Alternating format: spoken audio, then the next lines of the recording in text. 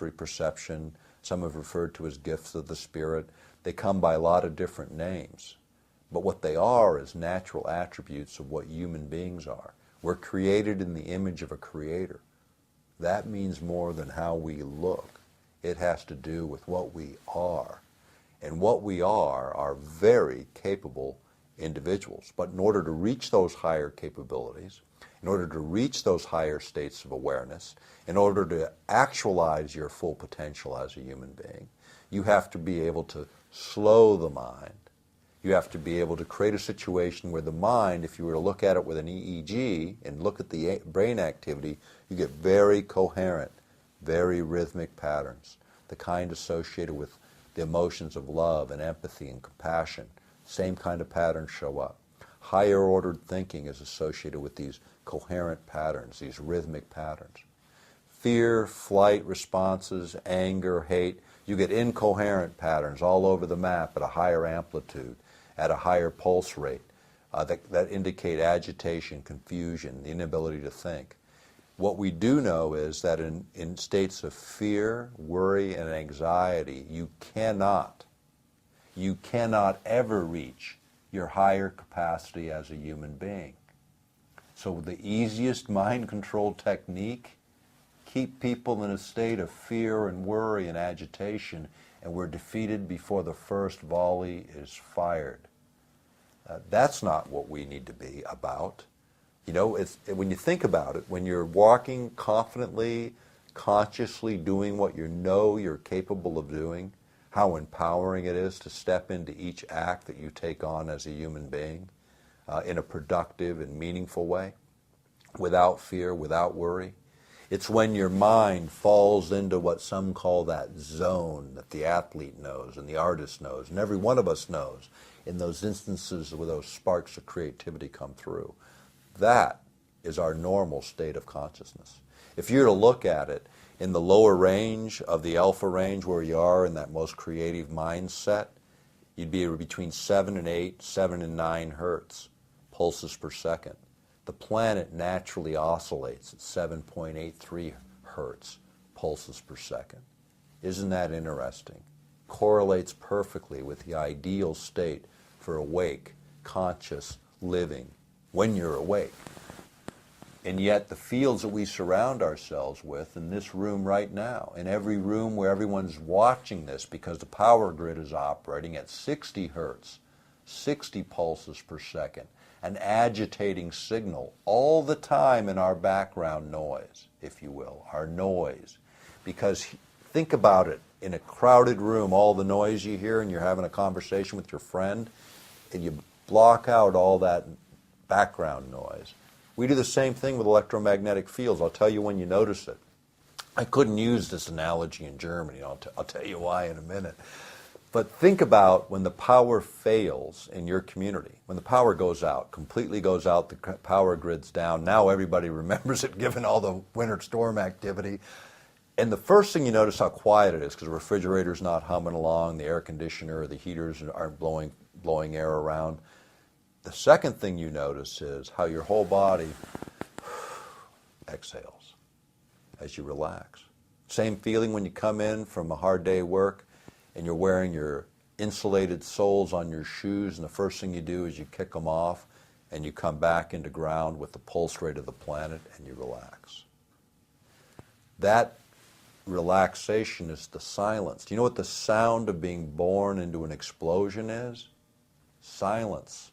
We're living in that explosion, in the fields that surround us every moment of every day. When I used that analogy this last year in Stuttgart, everybody looked at me like I was crazy when I said, you know when the power fails.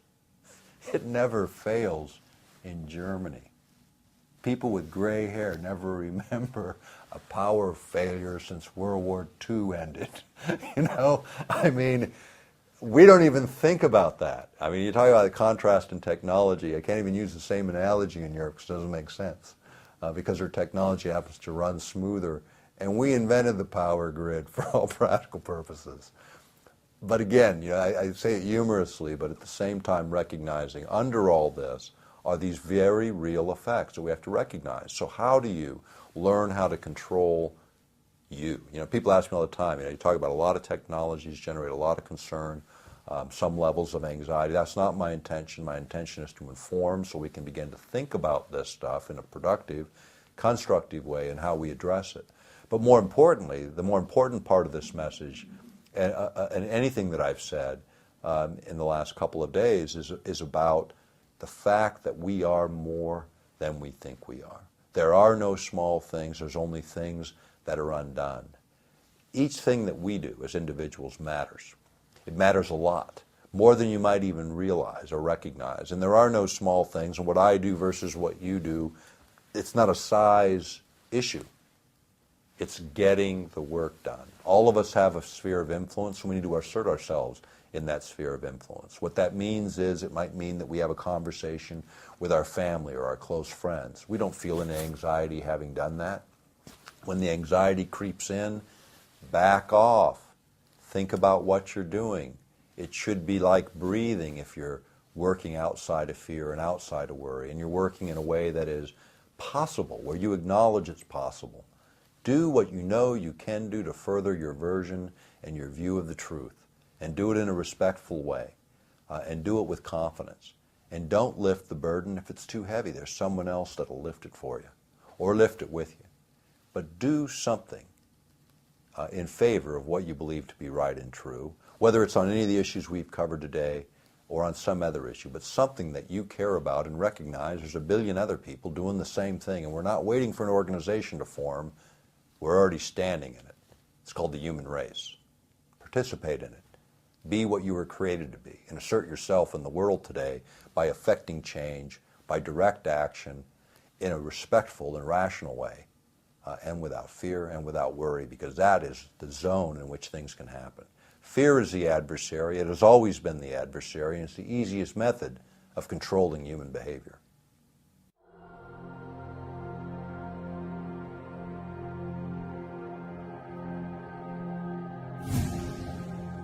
When you think of the whole 1984 scenarios, which I think are here now, I mean, certainly are here now on steroids. I mean, those guys are rolling over in their grave because it's a lot worse than they thought. Huxley, he wrote Brave New World, and the essay most people missed of his was one of the very last ones he wrote, which was Brave New World Revisited. When he went back and sort of looked at it and said, oh no, it's 40 years ahead of where I thought it was. Now, this is in the late 1950s, and I think he died in 62 or 63. So the very end of his life, and the things that are the most important to read aren't what somebody wrote early in their career, it's what they wrote at the end, sort of how they evaluate. When I look at studying someone's work, I start with the last thing they wrote and work my way backwards, because there's the pinnacle of their knowledge. And Huxley's pinnacle of the knowledge was the last warning, the last shout in the movie theater saying, hey, it's 40 years ahead of the game, and it probably isn't going to be chemistry that does it. It's going to be something else. And it's the electronics of this century. It's the tools that we've been talking about misapplied to the population. Those are the things that are causing Huxley today to roll over in his grave, because even that warning was 40 years too old. I mean, that warning in the late 50s and his conclusion then was nothing compared to what has emerged in the 21st century and what came out of the last century. This technology to change not just our emotional states, but the way we perceive the world, already exists on the planet. New breakthroughs are being anticipated by military planners. This last year, 2010, DARPA let 2 contracts, University of California, for developing methods and means for creating electronic telepathy, where we can electronically transfer thoughts into the mind of another person in a way that they cannot distinguish the artificial from their own. Now think about that in the 21st century. If you can create a complete memory set, one of the stated goals of Air Force planners, to complete a complete memory set that you cannot distinguish the real from the fiction, is that the witness you want on your trial in the courts of the 21st century? The guy who can swear by that memory, and yet that memory is as false as a $3 bill. That's the technology of this century. It'll challenge the very institutions that we depend on for justice, for liberty, for freedom. synthetic memory. It's being even played off in terms of Gulf War syndrome and in terms of the shock that people come out of the war with. You know, the shock, the fear, the memories, the post-traumatic stress syndrome that boils out of these war efforts. And so what are we hearing about? Ways to wipe the memory clean so people can forget all those bad experiences. Do they really go away? Or do they just get driven deeper into the subconscious where they do their real work at breaking down the consciousness of a human being, where they can't get played out, they can't get worked out, they get suppressed. And suppressed, conflicting ideas are the root to a lot of the psychosis we see in the world today. This is the solution of military planners. Wipe out the memory of the gladiator so they don't know what they did. And somehow that will excuse the behavior and save that person's soul. No, it won't. It'll mask the pain and let it break out in some weird, irrational way, because that's what happens when you suppress these kinds of memories.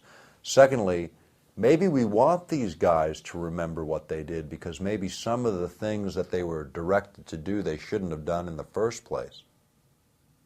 Maybe the memories that they have of the abuses that we inflict on others are memories that somebody ought to be testifying to someday, instead of bearing, because now we have a technology that can mask the behavior of our troops in combat.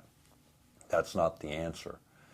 In the past wars, the wars that our fathers fought and our grandfathers fought, when they returned from battle, the stench of death was still in their noses, and they worked hard to avoid wars and future wars, to save the next generation from experiencing the same trauma they did. Trauma is the outcome of war, but it also makes us, as human beings, resist war, make it our last effort, not our first effort.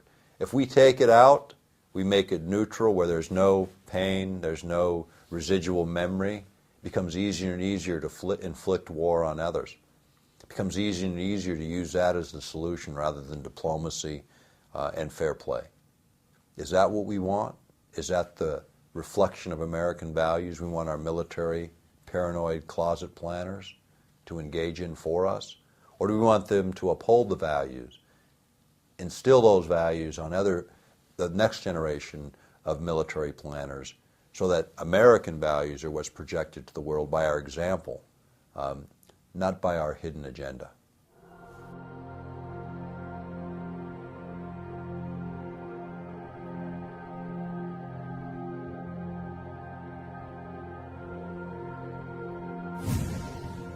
You know, thinking about Alaska strategically, and most Americans don't, but let's talk about Alaska just for a minute and how this feeds in to what's happening around the world. Firstly, Alaska is 18% of all the land in the United States. It has a greater coastline, Alaska alone. If you take all the western states, all the west coast, all the east coast, and all the Gulf Coast, and you add it all up, Alaska's coastline is bigger. And we have a 200-mile federal limit in those coastal waters, which is significant. Now, let's look at where Alaska sits on the map. Here's Alaska. Place Alaska just for a moment as if it were the top of the world. And then look at where it sits. North America. Here's L.A. The same distance to L.A. I hit Japan. The same distance I hit Northern Europe. Same distance as for me as an Alaskan to fly to Tokyo, to LA, or to Oslo. I can get there in virtually the same amount of time from Alaska, which is why Federal Express located their international hub in Anchorage, Alaska, and UPS put their international hub in Fairbanks, Alaska, because they could serve Asia, Europe, and the United States with the shortest distance between points, hubbing out of Alaska. Now, if you think about it, the Aleutian chain, which actually, you can't see it so easily on this, but it comes down right to here, and here's Japan. Okay? So Alaska to Japan is this distance. Alaska, I don't even hit Seattle. I can't get to the next state, but I can get to Japan. Now think about it. Raw materials coming out of Alaska, feeding the Pacific Rim. The best markets are to feed the Asian markets. Now, there's no railroad link, so I mentioned yesterday, we can't get from Alaska into the Midwest. If we could link approximately right here at Prince Rupert, if we could link at Prince